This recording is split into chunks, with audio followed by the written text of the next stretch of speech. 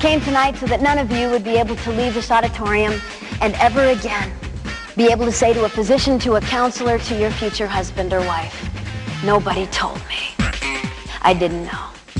If you have sex outside of a permanent marriage relationship, you will pay. There's a cost. No one has ever had sex outside of that context and not paid, and the question we got to ask tonight is this: what is the cost, and is it worth it?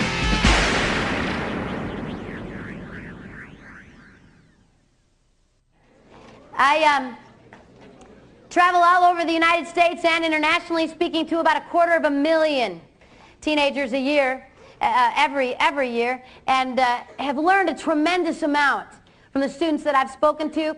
Before I started speaking and traveling full-time, I spent 9 years counseling in crisis pregnancy centers in Chicago and in Minneapolis, St. Paul. And for 9 years, I would have girls in my office every day saying, "Pam, I didn't know."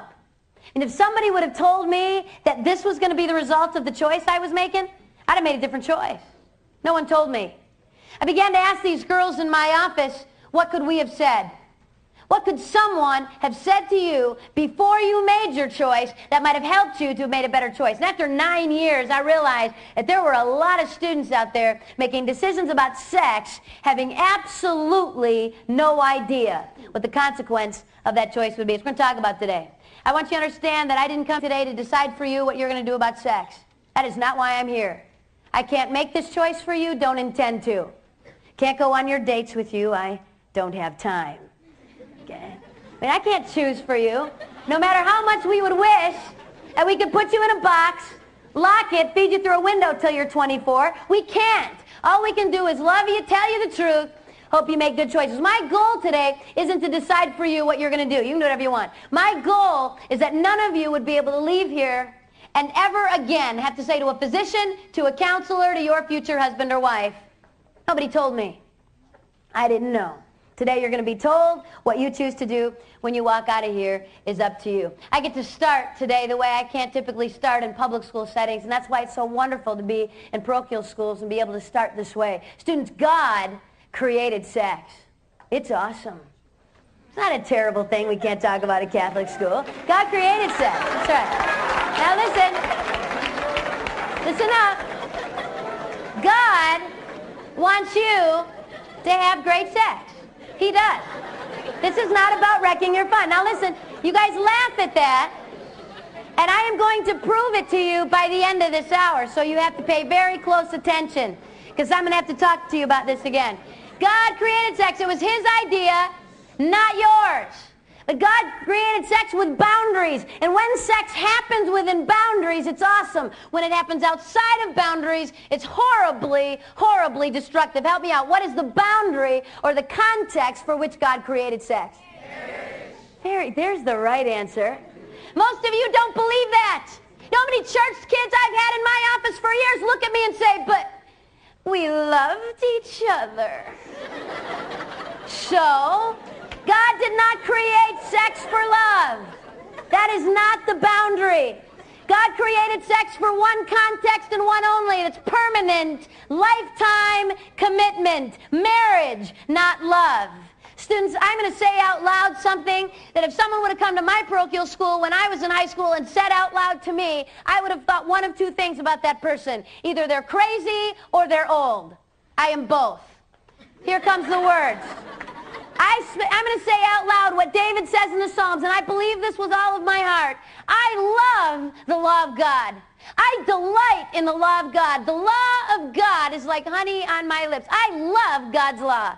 I'll tell you why I love God's law. 2 reasons. Number 1 is it protects. No one gets hurt. There is no disease. There is no pain. If everyone abided by the law of God, we wouldn't have trouble. Think with me about a world where I could be in a relationship with you and trust everything that came out of your mouth because no one ever lied.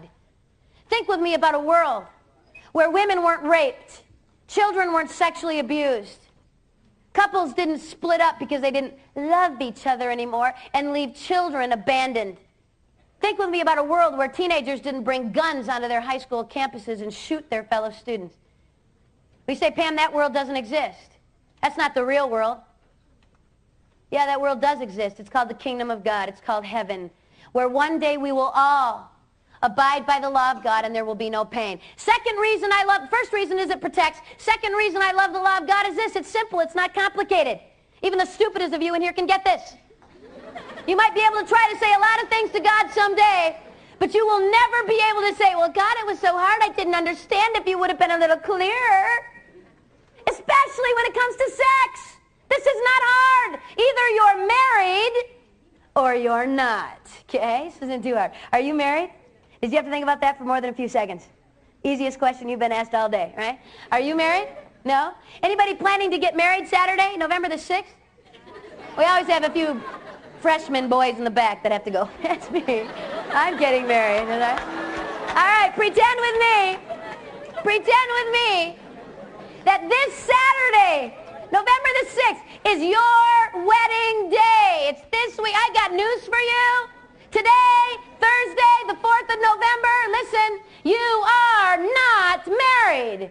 Saturday, walk the aisle, say the words, exchange the rings, leave, and have at it. But today, you're not married. Anybody in here confused? Not sure whether you're married or not? Just kind of confused? Because we'd be glad to help you. Okay? Here is the rule. Here is the simple law of God. If you are not married, don't do it. If you are married, go for it with the person you're married to. Okay, I have to put that in there. Some of you get a little confused. This is not hard. I mean, you're not out on a date on Friday night going, I don't know, does he like me? He said it. He's really cute. My heart's pounding. The other guy said he loved me. What is it? Was it real? What should I do? Are you married? No, then don't. If you forget everything that I tell you today, and you can only remember one thing from me, this is what I want you to hear today. If you have sex outside of the sacrament of marriage, if you have sex outside of one monogamous, and monogamy does not mean one at a time, one partner who has only been with you. If you have sex outside of that context, you'll pay. There's a cost. No one has ever broken the law of God. No one has ever shaken their fist in his face and told them they could do it their way and didn't need his law and not paid. The question has got to be, what is the cost? And is it worth paying? We're going to talk about the physical and the emotional cost today. Physical cost, help me out today. What are most teens who are having sex afraid of? What's their biggest fear? Pregnancy is the biggest fear of teens having sex today. Doesn't make a bit of sense to me. I got a news flash for you. Pregnancy is not a disease. It's survivable. You can live through it. I've lived through it 3 times now, a few extra pounds here and there. It hasn't killed me yet. I'd have girls in my office for pregnancy tests, scared to death, waiting for the results of that test. I walk in, look at this girl, and say, your test is negative. She gets this look of relief over her face like I am off the hook, not pregnant. Thank you very much. Let me out of your office. Wait a minute.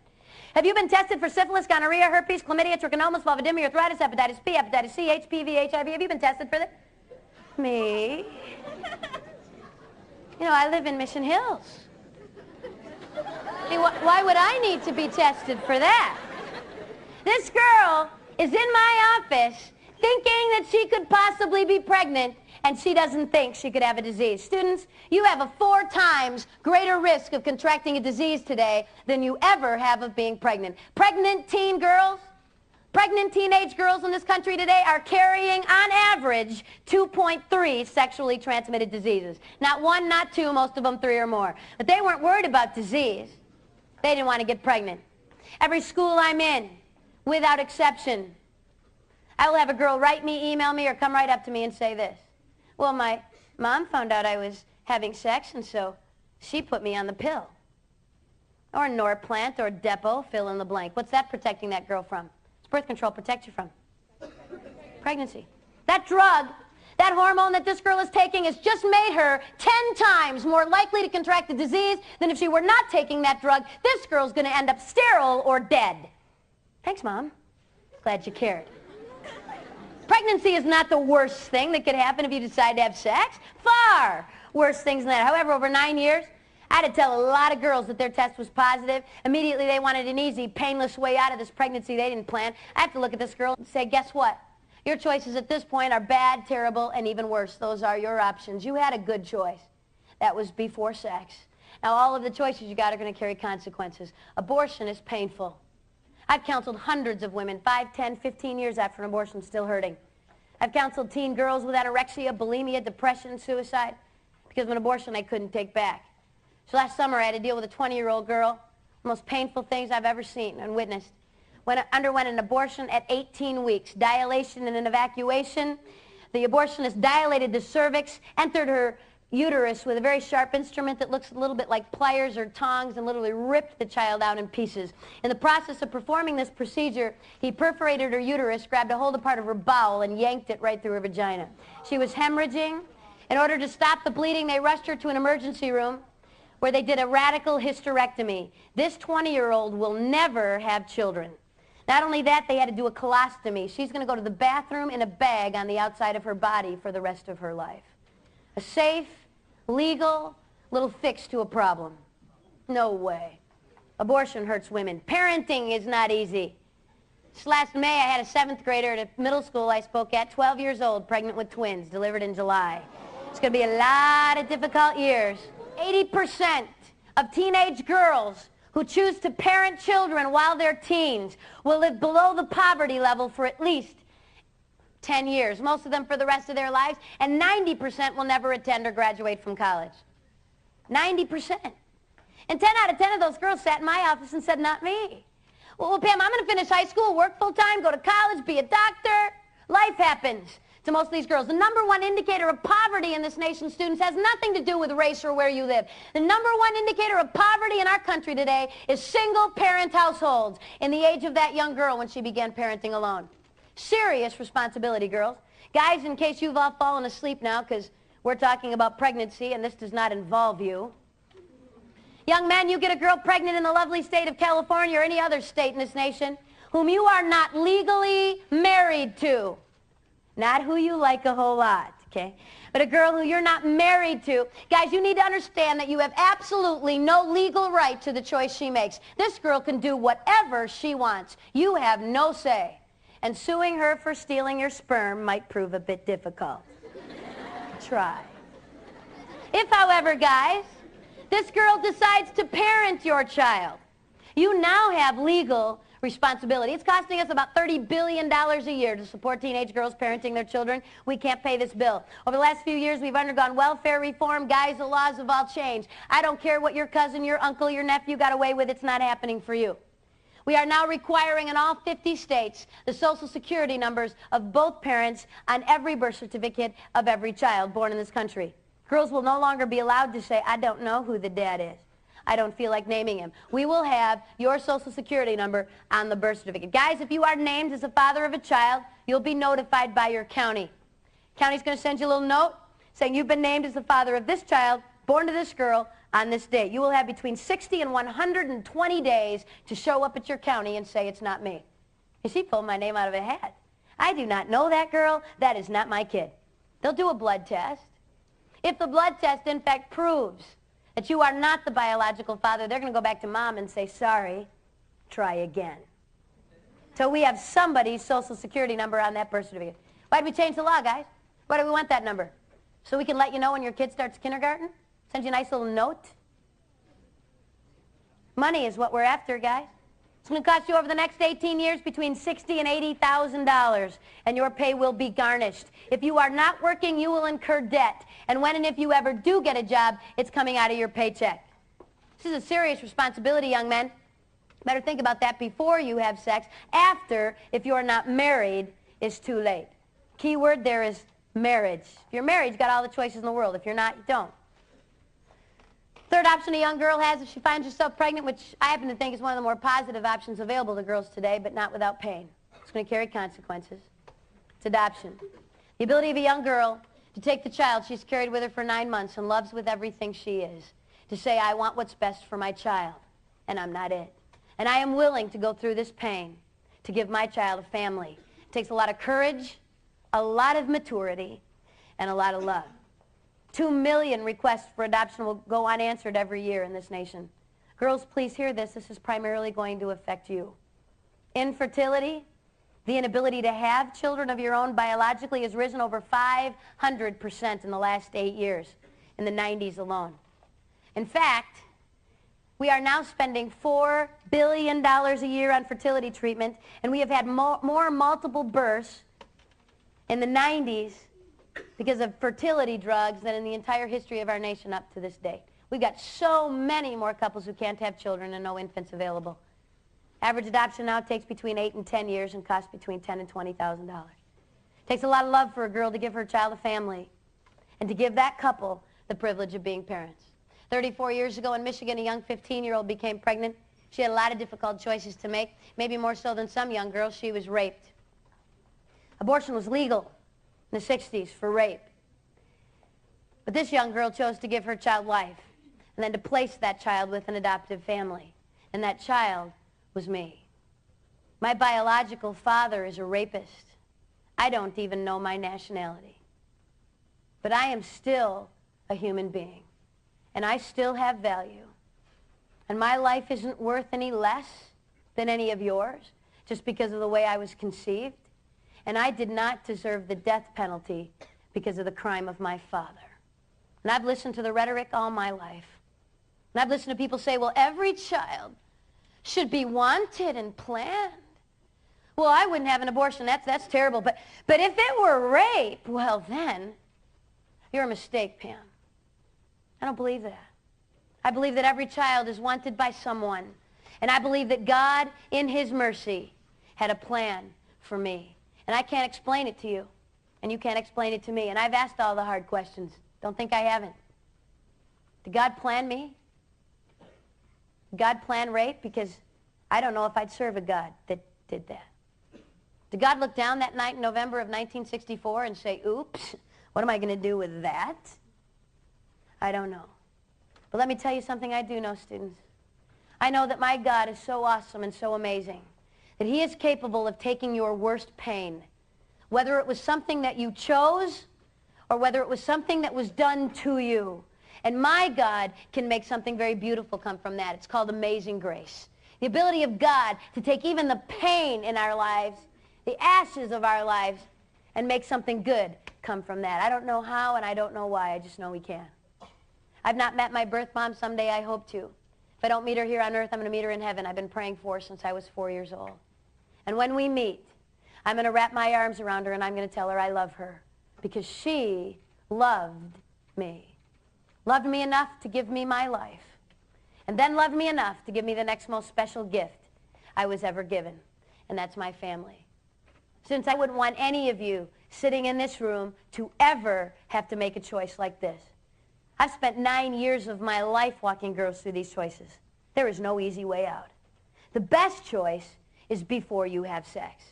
After that, it's going to get really tough. But please hear me today. If you, someone you care about, were to find yourselves pregnant you didn't intend to be, please get some help. Please don't walk through this alone. Crisis Pregnancy Center should be close to you. Where you can find it, the best way to do that is to look under your yellow pages, under abortion alternatives or pregnancy counseling. Look under the listings, find out who is doing the counseling, give them a call, and get some help.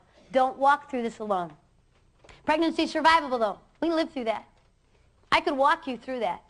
That is not the worst thing that could happen if you decide to have sex today. Far worse things than that. Today, November 4th, today, in the next 24 hours, 12,000 teens will contract a sexually transmitted disease. Today. 12,000 more tomorrow. 12,000 teens who got up this morning and said, like some of you sitting in this room, that's not going to happen to me. Fam, that happens in Los Angeles and San Diego and San Francisco and Sacramento and scary schools like St. Paul, but we're okay here at Alameda because it doesn't happen here. You're wrong. Since in the 1950s, we had 5 sexually transmitted diseases we knew about were treated. 5. You could count them on one hand. Go find a grandparent. Go find someone who grew up in the 40s and 50s. Ask them. Were there STDs when you were a kid? I mean, did people have them? Talk about at school? Have classes? Have wellness day? Oh, yeah, sure. There were sexually transmitted diseases. Got a shot of penicillin, moved on. It's a new world.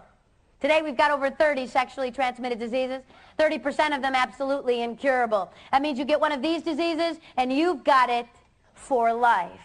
Which is a lovely thing, guys, when you're getting ready to get married. Found this girl you love.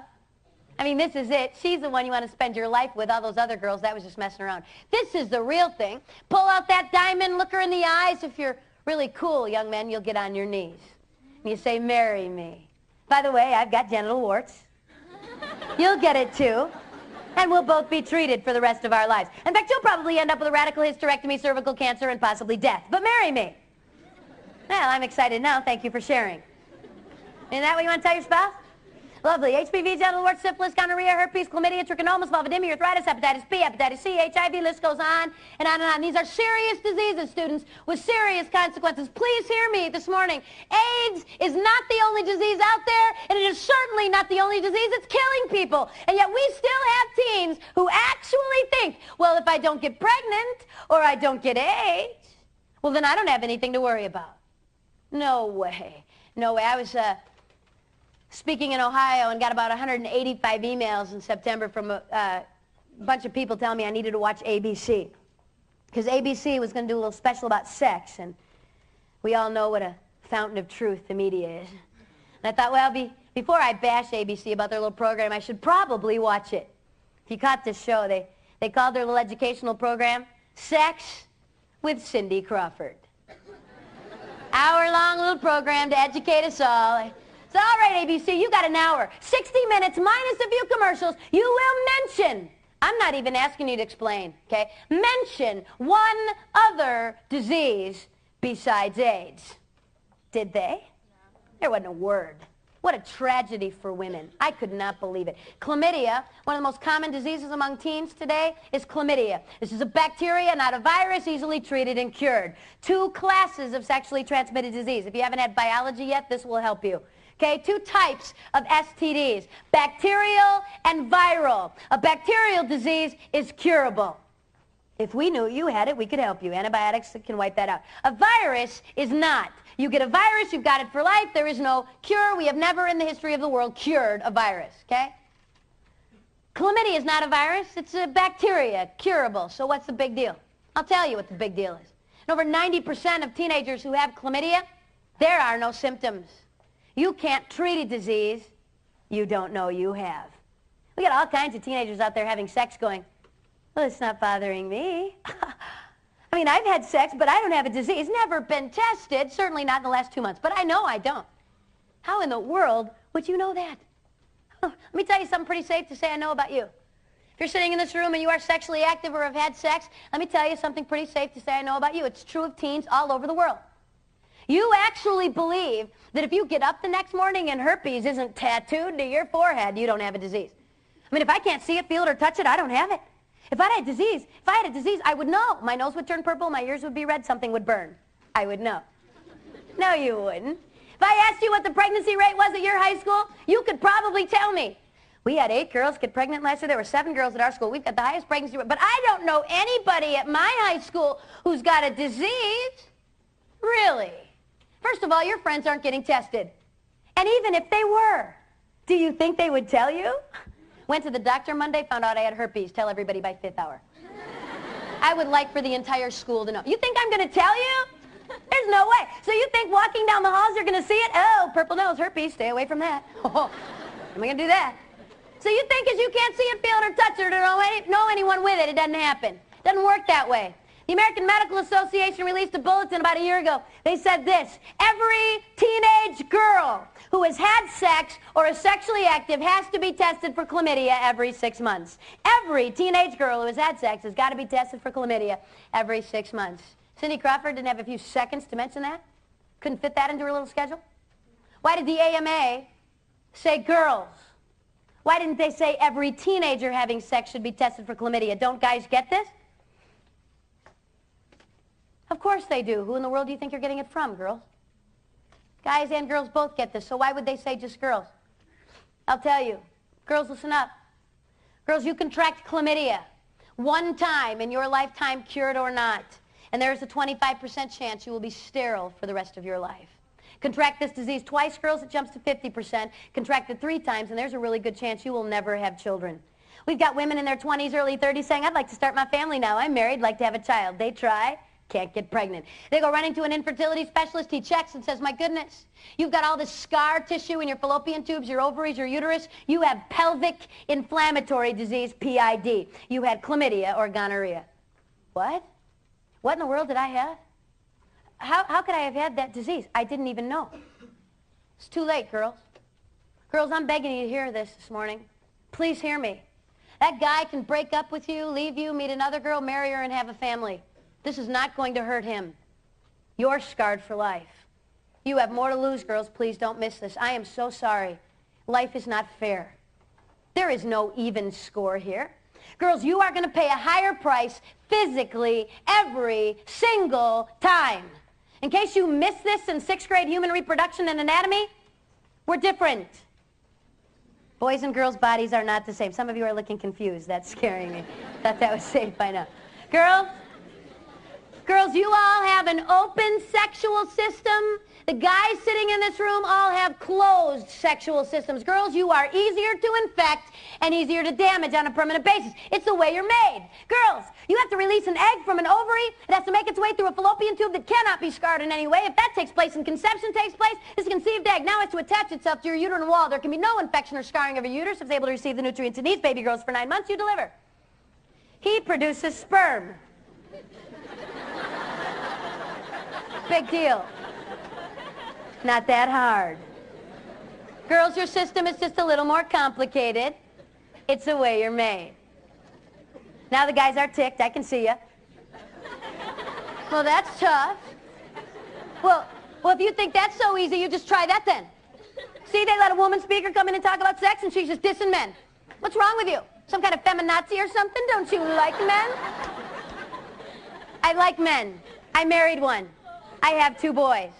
And I'm going to say something really nice about a lot of the young men sitting in this room, so I don't want any guys with selective hearing. Okay, you got to pay attention to the whole thing, not just a little part. Girls, I've traveled this country. I've been in towns, cities, and schools all over this nation and around the world. And girls, in every school I've been in, and Alamania is no different, sitting in this room are young men of integrity, guys with character. Girls, guys who do care about you.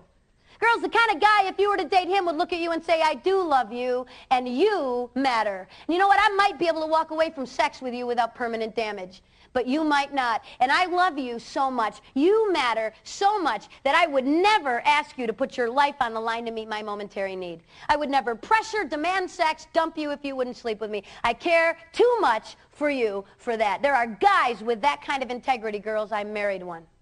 Unfortunately, as a small word of warning, there are some guys who don't care. As long as they don't get hurt in the long run, they're going to say all the words. I love you. Well, everybody else is doing. I can't live with it. If you won't, she will. I'll die. You're not going to die. Nothing will fall off. You will live. Real love respects. Love doesn't pressure, damage, hurt, take, and walk. It's not love. It's selfishness. Kids ask me everywhere I go, well, Pam, how do I know if it's love? How do I know if this person loves me? They said it, my heart's pounding. How would I know if it's really love? There's only one way you will ever know if it's love. Put a boundary down. Say this far and no further, and watch for respect. You don't give love without respect. Not possible. Problem is, where do y'all get your idea about what love is? From television and movies, 90210, Dawson's Creek, Felicity, the Titanic. My daughter begged me to take her to that flick. I made the mistake and did. Had to debrief her for 2 hours. One of the most abusive relationships I've seen on a screen. A young girl about ready to jump off the back of a boat. Now, I'm not the best psychologist ever walked the face of the earth, but my guess is she was a little vulnerable. You think? Hurting a little, self-esteem probably not where it needed to be. Very nice-looking young man, very cute. Walked into her life, said all the right words. Within 48 hours was sleeping with her, and we called it love. All I can say is it's a good thing that boy died. Because if he hadn't, we would have found out what that was all about when we hit shore. Thank you. It was fun. See ya. Students, hear what God says love is. Love is patient. It's kind. It's not rude. It's not selfish. It would never damage someone and hurt them. It's not love, it's selfishness. I was speaking for the Diocese of Covington, Kentucky. We had about 4 Catholic high schools bust into an auditorium, everybody at once. I was in the back of this auditorium in Covington, and about 8 girls from one of the schools got around me. Girls do things in packs. And these 8 girls got around me, and they said, Pam, you know that thing you said today? You said there were guys with integrity, with character, who wouldn't pressure us for sex, who wouldn't dump us if we wouldn't sleep with them. Well, you've not been to our school. There's not a guy at our school like that. All they want is sex, and if you won't sleep with them, you'll be dateless. I said, girls, you're wrong. That is absolutely not true. There are guys at your school who, if you put a boundary down, would respect you. In unison. These girls looked at me and said this, well, then why do we always date such losers? Try to speak the truth in love. I work hard at that. Girls, take a look in the mirror. What are you settling for, girls? Girls, you want respect? You have to demand it. You want to get used, walked all over, be the next notch on someone's belt? I got a little word of advice for you today. Start it here and get used to it. You're going to get used for the rest of your life. You want respect, you have to demand it. You demand respect, you get it. Girls, I'm saying this to you, please hear my heart today, because if you do not, you will pay the higher price. The score is not even.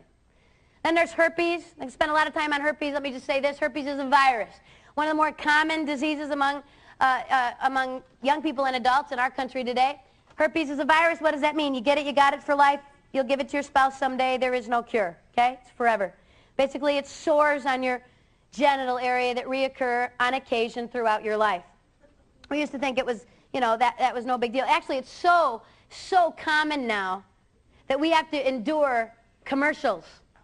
And I'm watching television with my children. It's very nice, beautiful girl. I think she's riding a bike. And also, I have genital herpes. If you have genital herpes, you can take this medication. It may cause diarrhea, vomiting, and nausea. And I'm thinking, whatever that is, I want that. So nice, you know. Students, everybody, of all people over the age of 12 in this nation, 1 out of 5 of everyone over the age of 12 is infected with herpes today, a virus. You don't get to say, oops, wish I wouldn't have that. It is for life. That's not the #1 STD, though. The #1 sexually transmitted disease in this country and around the world is human papilloma virus, HPV. This is a virus. What does that mean? You get it, you got it for life. No cure. You will give it to everyone you have sex with after infection. This is not only the most common virus, this is the most contagious. Not transmitted the same way as HIV. We'll talk about that in a minute. Street name for HPV is genital warts. Basically warts on your genital area that need to be burned off periodically, either through laser surgery or chemicals. We used to think that was the only big deal. It's kind of gross. Have to have some warts burned off now and then, till we realized a few things about this. #1 is this. You can have this virus and you can be giving it to other people without ever having warts. In fact, the most cancerous strains of this virus don't produce warts at all. Girls, if you do get warts or lesions as a result of being infected with this virus, typically girls, they will be on your cervix. When was the last time you saw your cervix? I had an 8th grade boy in Detroit look up at me and go, I don't know. Said, you don't have one, honey, breathe. Girls, this is not a part of your body. You can see, okay? I know that when I say genital warts at a high school, I know I've got students sitting in this room who've had sex who in your mind are going to do this. Well, she said that wart thing, and I have never seen a wart down there. I don't have that. If you have not been specifically tested by a physician for the virus, and hear me very carefully, to be tested for the virus is a very expensive blood test that is almost never done, certainly never done at free clinics. And so we got all kinds of kids going, well, I got tested. I went down to the free clinic, paid $5, and I don't have anything. Absolutely not. We can't afford to test you for the virus. What we do is require all women who've had sex to undergo a pap smear yearly, at least, if not every 6 months, to in fact make sure that you don't get the eventual result of the virus, or possible result of the virus, which is cervical cancer. Guys, this is, HPV is kind of annoying, and having warts burned off your genital area on occasion is painful, I'm sure. I'm guessing, I don't know, but I think it probably would be. And I would hate to have to be there when you had to tell the girl you loved and want to marry that you were going to give this to her. That won't be any fun. But you're going to live. Girls, this is a big deal for you. HPV is the #1 causal agent of cervical cancer in women. We've got young girls as young as 18, 19, and 20 undergoing radical hysterectomies because of cervical cancer. Dealt with a senior last year. Came up to me, was being real tough. Oh yeah, I have HPV. I have cervical cancer. I've had numerous cryosurgeries on my cervix. It's been frozen numerous times, and the cancer now spread to the uterus, and I'm getting a hysterectomy in 3 weeks, just before she graduated from high school. She said, Pam, it doesn't matter. Kids are noisy, smelly, and they cost a lot of money, and I don't want any. Then she got a little teary. She said, I'm just trying to deal with the fact that I'm going to have to tell the man that I love and want to marry that if he marries me, neither will he. It's worth it, girls? Girls, do you realize that more women died in this country in 1997 of cancer-related illness due to this disease than died of AIDS? This STD is killing more women currently than is HIV. Second leading cause of cancer death in women, and we're not talking about this? Not telling our daughters this? I had a 10th grader stop me after an assembly in tears. She said, Pam, 3 months ago, I went to a party, got drunk. Girls, can I love you just a minute? You can have all the right answers today.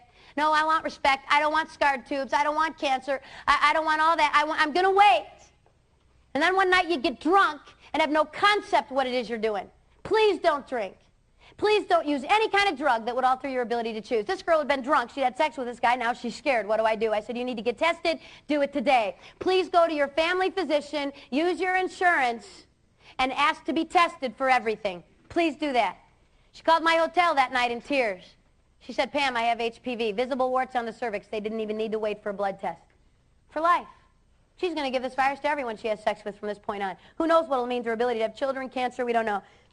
And in tears, she said this. Well, why didn't you come to my school 3 months ago? Nobody told me this. Didn't know. Hung up the phone, sat alone that night and thought, would she have heard me? Think she would have listened?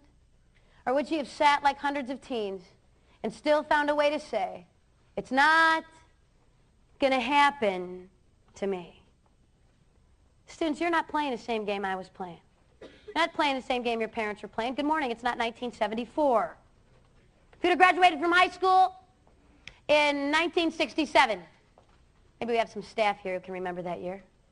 If you'd have graduated in 67, 1 in 32 of your classmates would have had a sexually transmitted disease. You would have had to have had a few partners. If you'd have graduated with me in the dark ages of 1983, 1 in 18 of my classmates had a sexually transmitted disease. In 1996, it was 1 in 4. What are the chances now that you could have sex with someone who has been with someone before you, is not a virgin, and not get a disease? Not good. And we're talking about this virus, not the other 29 diseases, just one virus. They now estimate that 47% of sexually active singles, that's a specific group, that is not everyone in this room. 47% of the teens who have already had sex are already infected with this virus. That's 1 out of 2, and there is not a condom in the world that will protect you from this. This is not a disease of blood and semen. This does not necessarily take the exchange of body fluids for you to be infected, students. This is a disease of the entire genital area. All it takes is skin contact anywhere in the genital area, and you're infected for life, and will infect everyone you have genital contact with after that. Let me make this really clear today. It doesn't take sex. You know how many girls I've had in my office test positive for both herpes and HPV who were technically virgin? Thought they could do everything else. See, what was their big fear? What are they worried about? Worried about getting pregnant. So I can do all this other stuff. It's not really sex, Pam. I won't have to worry, really. Number one question I get everywhere I go around the world, number one question I get from teens is this. Well, how far is too far? Well, then, Pam, where's the line? Well, then just lay it out. What can we do and not get a disease? And I was convinced for 5 years, absolutely convinced that this was a teenage problem. It's teenagers. I don't know what we have to say to these kids. They don't get it. They so narrowly define sex that sex is only the penis sexually entering the vagina. Nothing else is sex. And then I realized the President of the United States doesn't know how to define sex. And I'm having a bit of trouble figuring out why you can't get it. And wasn't really sex. That doesn't count, does it?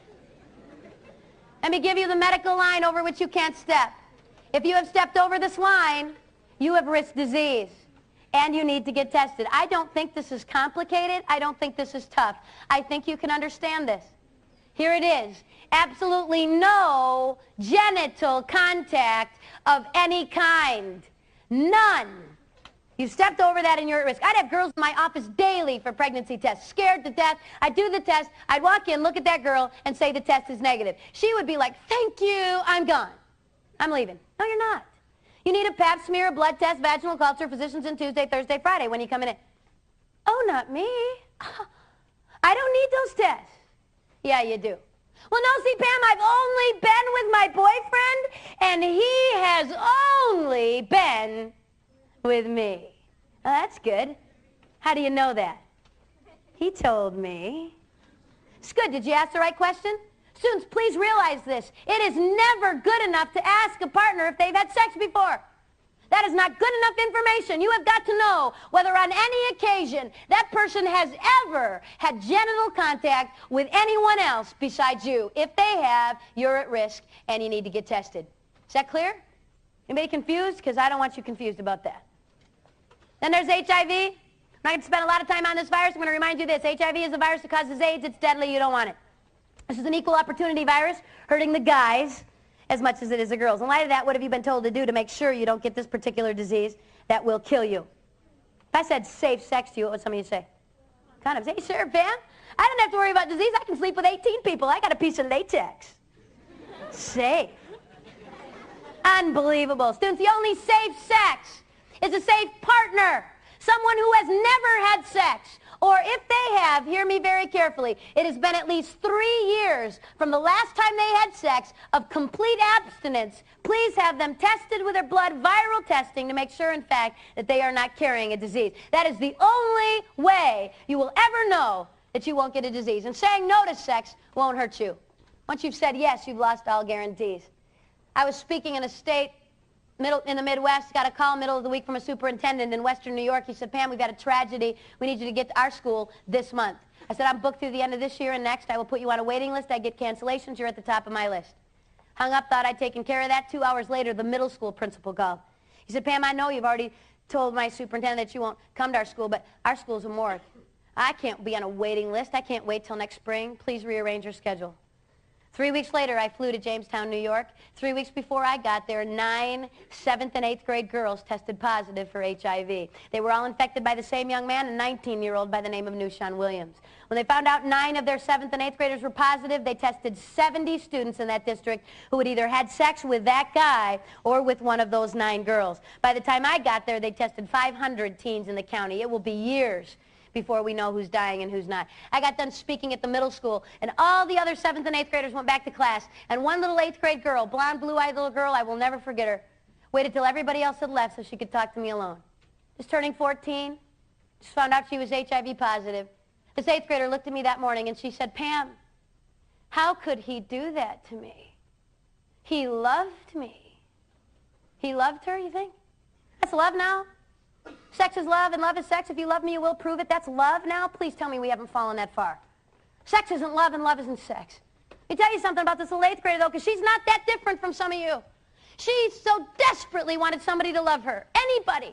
Someone to say, you're pretty, you matter, I like you. She was willing to put her life on the line to get love. And she actually believed that if she gave sex to this guy, she'd get loved. What she got was used.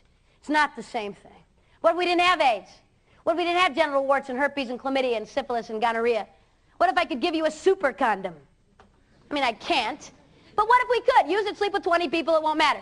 Are there other reasons besides disease that we might want to wait? I think so. See, I'm stupid enough to think that sex is more than a biological act to meet a biological need, more than a hormone you can't control and itch you've got to scratch. It involves more than just your physical body. It involves everything you are. God called it a one-flesh experience, the taking of 2 unique individuals and bonding them for life. 1 Corinthians 6:18, these are God's words and not mine. Please hear them. Flee sexual immorality. Run in the other direction. All other sins you could commit. That is astounding, students. Murder, lying, cheating, stealing, any other sin you could commit is outside your body, but he or she who sins sexually sins against your own body. Basically damages everything you are. That's why this is so devastating. I was on a plane heading to Cincinnati. This is typical airplane conversation. This nicely dressed businessman looks over at me, sits down, and goes, oh, going to Cincinnati, what do you do? I'm a speaker. Cool, who do you speak to? Junior high, high school, college kids? Oh, cool, what do you speak about? Sex. He'll either go back to his reading material real fast or decide to talk to you. This guy thought that was interesting, so he said, what do you tell teens about sex today? So you tell them to wait. Not have sex until they're married. One partner for life. By now, the entire plane is listening, and this guy looks over at me and goes, what? Are you crazy? They're all doing it. They're out of control. They're animals. I mean, what is the success rate of telling teens not to have sex? Before I tell you what I said to this lovely gentleman on an airplane, can I apologize to you? Please allow me to sincerely apologize to you for any adult who would walk into your life and tell you you can't control this. That it's hormones. You're no better than the family pet. That you're going to turn 14 or 15 and the hormones are going to kick in and you're going to be walking school halls going, it's not going to matter. It's hormones. They can't possibly control it. You're better than that. You can say yes and you can say no. It's a choice. You choose. This astounds me. Girls especially are bad at this. They'll come up to me and they'll go, well, Pam, I was going to wait and I really didn't mean to have sex with those 8 guys, but it just happened. My favorite one is this one. It was an accident. What, were you walking to get your mail naked and some guy was jogging by, he was naked? That would be an accident. This is not an accident. This did not just happen. You chose. You can say yes and you can say no, okay? First thing I said to this guy, back to the plane, first thing I said to this guy was this, buddy, everybody's not doing it. That's a lie. Thousands of students all over the nation are choosing to say no to sex until marriage. I stood in the Dome in Atlanta with 40,000 students and over 1 million commitment cards signed by teens across this nation saying, believing that true love waits. I make a commitment to God, myself, my family, those I date, my future spouse, and my future children to remain sexually pure from this day on until I enter a sacramental marriage relationship. We stacked those cards from the floor of the Dome through the roof. Twice. There are thousands of teens who aren't having sex. How unfair that we would say everybody's doing it. Not true. Second thing I said to this businessman on the plane was this. Buddy, I don't care how old you are or how old I am. Your yes to sex and mine doesn't mean a darn thing if we don't know how to say no. Anybody can say yes. It takes no talent or ability. It takes character, integrity, and self-respect to say no. Students, I sat where you're sitting. I went to parochial school. I had parents who loved me a lot, parents who told me what God said about sex. They said, Pam, God says don't have sex, don't do it. School said that too. This was the extent of my sex education. God said don't do it, end of discussion. And actually, that should be enough. Should be enough. But you know, in all my discussions and all my thoughts about sex outside of marriage before I got married, I thought this, and I missed a piece, and I want to give this piece to you. See, I thought that I'd have to say no to sex until I was married. It would be so hard, take 185,000 cold showers, beat people up with sticks, and then someday I would get married and I would never struggle with sexual temptation again. It would be over. See, because married people don't struggle. Once you put this wedding ring on, there is no temptation. Marriage is happily ever after, excitement, heart-pounding romance, all the time. There's never a moment that I look over at my husband and go, I married that? And I am just so beautiful and gorgeous. There will never be a woman more attractive than me. Not for 50 years, ever. Really? You think so? Come on. Marriage is work. Marriage is tough. Marriage requires sacrifice and it requires integrity. What in the world, adults? What in the world made us think in the 70s and 80s that we could sleep with whoever we wanted? No big deal. Sex was free. Sleep around. And then someday we'd put a white dress on, a white tux on, and the magic discipline fairy would sprinkle dust on us. And now we would be able to control what we never controlled back there. Did it work? No. And many of you sitting in this room have experienced the pain of infidelity and adultery. You've watched families be ripped apart because someone didn't have control. I was speaking at a parochial school, and a senior waited till no one saw him speaking to the sex speaker after school when he was pretty sure it was safe. He said, Pam, I want to talk to you. You scared me to death today. So what's the deal? He said, first of all, I want you to know I'm a senior. I've been dating this girl for 2 years. I love her. She's awesome, perfect, beautiful. I'm going to marry her. She's everything I ever wanted. One of the reasons he told me he was going to marry her, she wouldn't sleep with him. She had integrity. That was important to him and the girl he married. I said, you said I scared you, buddy. What's the deal? He said, well, just before school started this fall, my buddy and I were over on this college campus. We were there for college days. We were hanging out in the dorms that weekend, and this college freshman, she threw herself at me. What was I supposed to do? I regretted it. I wish I hadn't done it, swept her under the carpet until you came to my school. He said, Pam, I'm going to get tested. I'll do it this week, I promise. But I'm afraid you're going to tell me something else. I'm afraid you're going to tell me I need to tell my girlfriend what I did. Oh, yeah, you will. Yeah, but she threw herself at me. I have moms tell me, moms are good at this, you were really hard on the boys. You were just so hard on those boys, Pam. I mean, have you seen girls lately? Have you been on a high school campus lately? Yeah. Have you seen the way these girls dress? Just take me now. What is my little boy supposed to do? Fleeing might be an option. I don't know. Running in the other direction, I'm thinking. It's tough. I don't know what you should do. I looked at this guy, the senior in high school, and I said, buddy, You want to go 7 years down the road with me? Let's go 7 years down the road. You've married this awesome, beautiful little girl. You got 2 beautiful kids. Your job takes you on the road. I know what that's like. I'm in hotels 14 nights a month. You're tired, exhausted. You've had a long day.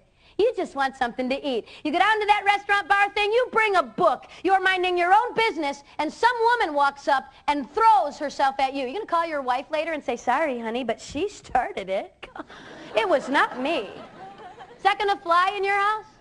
That doesn't fly in mine. Young man, the integrity you show yourself, the discipline and control you show yourself and every girl you date is very indicative of what we can expect from you long term. What do you think, some magic was going to happen with a ceremony? Girls, the respect and integrity you show yourself and every guy you date is pretty indicative of what we can expect from you long term. It starts right here. A lot of you haven't heard your worth waiting for. Hear it from me. The person you're going to spend your life with is worth your very best. Some of you sitting in here are thinking, well, this talk was not for me. You're just too late. Well, I wish I would have heard this 3 years ago, 4 years ago. I wish I had heard this 6 months ago. If you're sitting in this room and you've had sex and you've been tempted to tune me out, I need you to tune me back in. You've got the same choice to make today as everyone else in this room. I'm not really as concerned with what you chose to do before you walked in here. I am really concerned with what you choose to do when you walk out. And the first thing I want to say to you is that there is a God who loves you, who wants the best for you, who has given us rules and standards in order to give us that best because he didn't want the pain. Let me tell you something else about this God. He knows that there will always be people who will do it their way. And that's why he provided his son as a sacrifice for us when we blow it. But you know what? You've got a choice to make. You can either come to God today and say, God, I'm sorry. I did it my way. I didn't understand. I want you to forgive me, and I want to start over. See, repentance, my friend, is not, the sacrament of reconciliation is not, I'm sorry I got caught. It is not, I feel bad because I hurt someone or I hurt myself. The sacrament of reconciliation is calling sin, sin, saying, God, I agree with you about my behavior, and then turning 180 degrees and going in the other direction. Not, I'm sorry today, and I'm going to do it again on Monday, but I'm sorry, I am deeply hurt by what I've chosen to do, and God, I make you a promise that I'm going to turn 180 degrees. Well, how do you do that, Pam? How can you do that? It's so hard. It's such a struggle. How do you say no? The only way that I know that you can withstand this temptation, and Paul the Apostle in the Corinthians said this, there is no temptation taken you, but such as is common to man. We all struggle. We all struggle daily to do what's right. The only way that I know to turn 180 degrees and to begin to honor God with your choices is to be connected with the life of Christ. Is to be connected consistently, always connecting, abiding in the life of Christ. That is what sacraments are for, to continually abide in the life of Christ, to gather from that the strength we need to live righteously. One of the options is you ask for forgiveness, you walk out of here and you start over. The other option is you harden your fists in the face of God and tell him one more time you don't need his rules and you can do it your way. And you walk out of here the same as you were when you walked in. And let me give you a little promise. I know what is at the end of that road. It's death. Death is at the end of that road. The Bible says the wages of sin is death. But the gift of God is eternal life. The choice is to walk in the life of Christ or to choose death. I had a young girl in Anchorage, Alaska, come up to me. She said, Pam, I'm a recycled virgin. She said, cool. She said, when I was 15, I had sex. It left me with so much pain. I said, no more. I don't want to do that anymore. I asked Jesus to forgive me. And I made a commitment that I would not have sex again until I was married. I said, you know what, that's so awesome. Someday when you get married, you will have to tell that guy what you did when you were 15. But hear me very carefully. You're going to be able to look at that guy, and you're going to be able to say, for the last 3 years, 5 years, 7 years, whatever it is, I have waited for you. I've practiced discipline in my life. I can be trusted. And we're going to know what kind of damage was done. We've had some years to make sure she's okay. You can walk out of here and keep doing what you've been doing. That's a choice you need to make. Or today, you can say no more. Someone's going, yeah, but Pam, you don't get it. I mean, if I went back to my boyfriend or girlfriend and told them I loved them, I love them. I don't want to break up. I want the relationship but not the sex. They'll dump me. I mean, if I won't sleep with them, they'll find somebody else. The relationship will be over. Really, what's your relationship based on? It's based on sex. Want to test a relationship that's sexual? Want to find out whether or not they love you? Do you want to know? I got a challenge for you today. Stop. See what's left. If they love you, they will still be around. If not, you've just learned, my friend, what you need to learn about that relationship. If you're sitting in this room and you have never had sex, you still have your virginity. And if my stats are right, that's at least half of you. If you're sitting in this room and you still have your virginity, I want to say this to you this morning. And I want to say this because I know you don't hear it very often. Please hear it from me today. Good for you. Good for you. You have something so special and so valuable. It is worth whatever it takes to get to your marriage with no past, no fear. It's not going to be easy. You're going to get laughed at. Kids are going to say to you, you're not having sex. Everybody else is doing it. I told you that God wanted to give you the best and God wanted you to have great sex and you laughed at me. This nation spent $5 million in 1996 and 97 to find out who's having the best sex in this country. University of Boston, Chicago, UCLA. Guess what every study, $5 million produced? This was so unbelievable. Rolling Stone magazine's freaking out. They can't believe it. Matt Lauer's chin is dropping. This can't possibly be true. Guess who's having the best sex in this nation? Christian, married, monogamous women. Yes. You know what they're calling it? They're calling their studies Revenge of the Church Ladies. It's hilarious. Students, can I tell you something? God loves you. God wants the best. And this morning I have set before you life and death. I cannot choose for you. No one in this room can choose for anyone else. What I'm asking you to do is to think. You deserve the best. Never settle for less than that. You deserve respect. My heart cry to you is that you would choose life. Choose life, that you and your children and generations to come might live. You guys have been awesome. Thank you for your attention. God bless.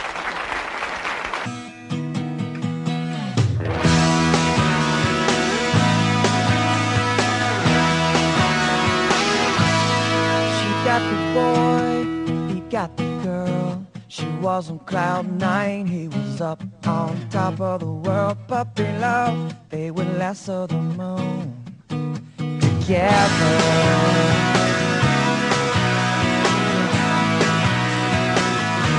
He found another girl when she had their boy.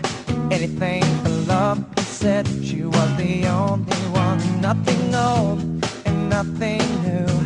She's all alone with baby blue.